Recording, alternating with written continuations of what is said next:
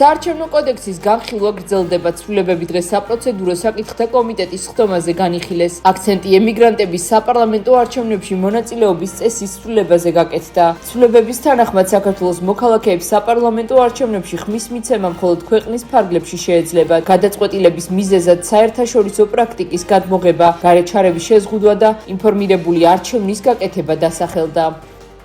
იმისათვის, რომ მათ შორის დიასპორა იყოს დაცული წნეხისგან, ზეწოლისგან, ვინაიდან ისინი სულ უფრო მეტად და მეტად გახდებიან სამიზნე უცხო ძალებისა, რომ ისინი მათი გამოყენებით საქართველოში პოლიტიკური მათ მიმართ, ამ უცხო ძალების მიმართ ლოიალური და დაქვემდებარებული პოლიტიკური ძალები მოიყოლოს, ზუსტად ამ წნეხის გამოსარიცხად შემოგვაქვს წესი, რომელიც მოქმედებს ზუსტად იმ ქვეყნებში სხვათა შორის, სადაც ყავთ ძლიერი დიასპორა: სომხეთი, ისრაელი, ირლანდია, მალტა.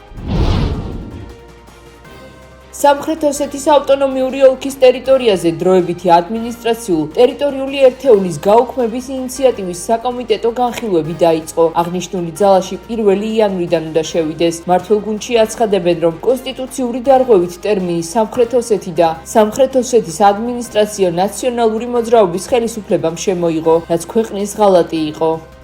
ნაციონალურმა მოძრაობამ ყველანაირი სამართლებრივი საფუძველი შეუქმნა თავისი რეზოლუციების ხელმოწერით ოკუპანტს, რომ განეხორციელებინა ოკუპაცია და 2006 წელს ჩაატარეს ალტერნატიული სეპარატისტული არჩევნები და უკაცრავად გააправეს ეს სეპარატისტული რეჟიმი, შემდეგ აღუდგინეს სისაზღვრები, რომელიც გაუქმებული იყო ბატონი ზვიად გამსახურდიას მიერ და ამ საზღვრების მიხედვით ხდება დღეს ჩვენთვის უმტკივნეულესი პროცესი, რასაც ქვია ბორდერიზაცია. ხომ შესაბამისად ყველანაირი სამართლებრივი საფუძველი მათ შექმნეს და ეს არ არის კონსტიტუციური და საერთოდ ესეთი ფრაზა და სიტყვა სამხრეთ ოსეთი არ უნდა არსებობდეს ჩვენს, ასე ვთქვათ, კანონმდებლობაში, ვინაიდან ეს არის ჩვეულებრივ ცხინვალის რეგიონი.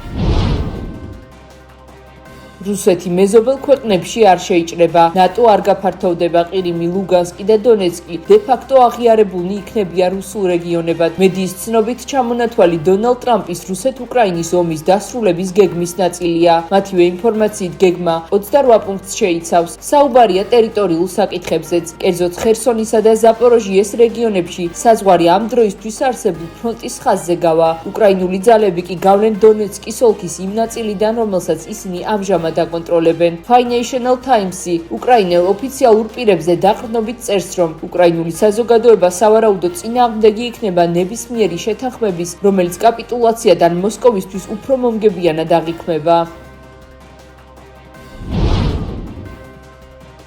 გერმანიის კანცლერმა ფრიდრიხ მერცმა, საფრანგეთის პრეზიდენტმა ემანუელ მაკრონმა, დიდი ბრიტანეთის პრემიერ-მინისტრმა კირ სტარმერმა და უკრაინის პრეზიდენტმა ვოლოდიმირ ზელენსკიმ სატელეფონო საუბარი გამართეს, რა დროსაც მხარეებმა ამერიკის მიერ მომზადებული უკრაინაში ცეცხლის შეწყვეტის შესახებ გეგმა განიხილეს. ინფორმაციას გერმანიის მთავრობა ავრცელებს. 4 ლიდერი მიესალმება ამერიკის შეერთებული შტატების ძალისხმევას უკრაინაში ომის დასრულების თაობაზე. კერძოდ ისინი მიესალმნენ უკრაინის სუვერენიტეტის მხარდაჭერას და გამოთქვეს მზაობა უკრაინისთვის უსაფრთხოების საიმედო გარანტიების მიცემის თაობაზე. აღნიშნულია ინფორმაციაში. მხარეები შეთანხმდნენ მჭიდრო კოორდინაციაში იყვნენ როგორც ერთმანეთთან, ასევე ამერიკელ და ევროპელ პარტნიორებთან.